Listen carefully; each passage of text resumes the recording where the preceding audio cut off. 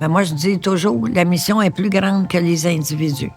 Quand je m'assois sur un conseil d'administration, j'y vais pour la mission.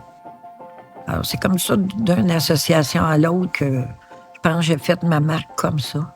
Je pense que c'est ça. Paula Provencher, administratrice professionnelle. Il y avait beaucoup d'amour dans la maison. Moi, mon père et ma mère, ils s'aimaient, ils aimaient les enfants. Heureusement, ils en ont eu 12, 11 vivants, là. C'est là que mon esprit communautaire, je pense, a commencé à se développer. La justice aussi, ça, ma mère, c'est quelque chose, là, que, tu sais, il fallait toujours faire attention à la personne qui était plus démunie, qui avait plus de difficultés à se débrouiller dans la vie. Déjà, enfant, là, l'empathie s'est développée là. Lors de l'année internationale des femmes en 1975, c'est là que j'ai réalisé comment la cause des femmes tenait à cœur, parce qu'il en parlait beaucoup dans les émissions de télévision, à la radio, et ça me senti interpellée.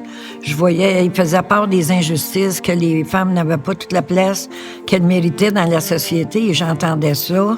Je me disais, oui, il y a quelque chose à faire là, mais j'étais pas encore engagée dans le mouvement, mais je me sentais interpellée.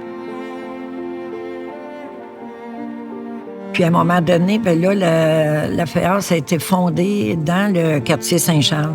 Là, tout de suite, mon frère et ma belle-sœur, ils ont dit, hey, toi, là, t'aimerais ça.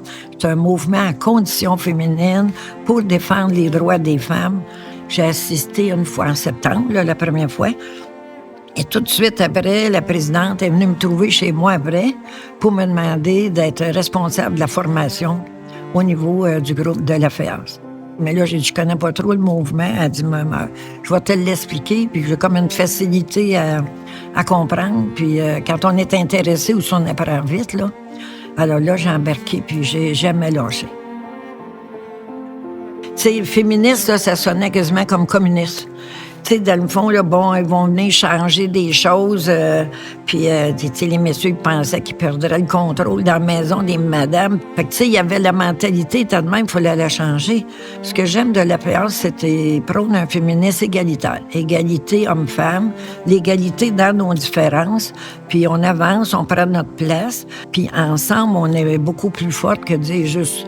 Moi, si je dirais, j'écris au gouvernement pour faire changer une loi, oui, ils vont peut-être la lire, la lettre, mais si on dit on est 5-6 000 qui demandent ça, à ce moment-là, on a beaucoup plus de force, on a beaucoup plus d'écoute. Et là, comme il y avait 14 régions, ben il fallait aller donner de la formation aux formatrices de ces régions-là, qui, elles, leur donnaient aux affaires locales. Le but, là, c'était de les renseigner. C'est une école de formation gratuite, la FEAS. C'est une école d'éducation populaire.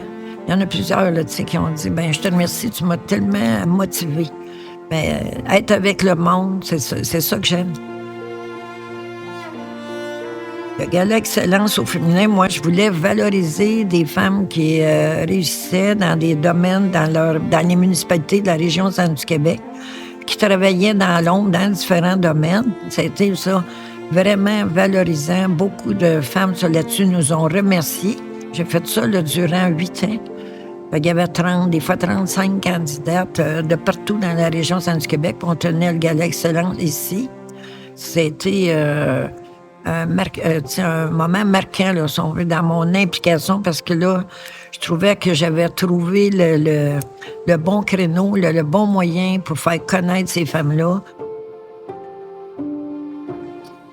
Moi, j'avais un petit-fils qui était un enfant autiste. Puis il a pu bénéficier des services du Centre Normal Éveillé. Alors, j'ai vu les services qu'il donnait à Maxime, là, mon petit-fils, puis l'importance. Fait que là, on a travaillé graduellement pour d'avoir une fondation. Puis avec la fondation, d'avoir des maisons, des petits logements pour les enfants qui sont comme trisomiques, les enfants qui seraient capables à 18 ans d'avoir une certaine autonomie avec une surveillance. Il faut que ça continue. C'est vraiment une œuvre de bienfaisance remarquable. Déjà, j'étais fière de ma ville. J'étais toujours fière de m'identifier Drummondvilloise. Mais que là, que je fasse partie des officiels de la ville avec toutes les autres qui ont déjà été nommés, c'est comme une réalisation d'une vie. Alors moi, je suis très fière puis je dis merci. Mais moi, tant que je vais être capable, là, Je vais virer sur le 220, puis quand je ne serai pas capable, je baisserai virer sur le 110, mais d'être capable de bouger puis d'être utile à la société, je pense que c'est un grand bonheur. Ce que j'ai fait dans ma vie, là, je m'aperçois en le racontant que ça s'est bien déroulé. Je m'appelle Paula Provencher et je suis très fière d'être intronisée à titre d'officière de l'Ordre de Drummondville. Est-ce que c'est complet?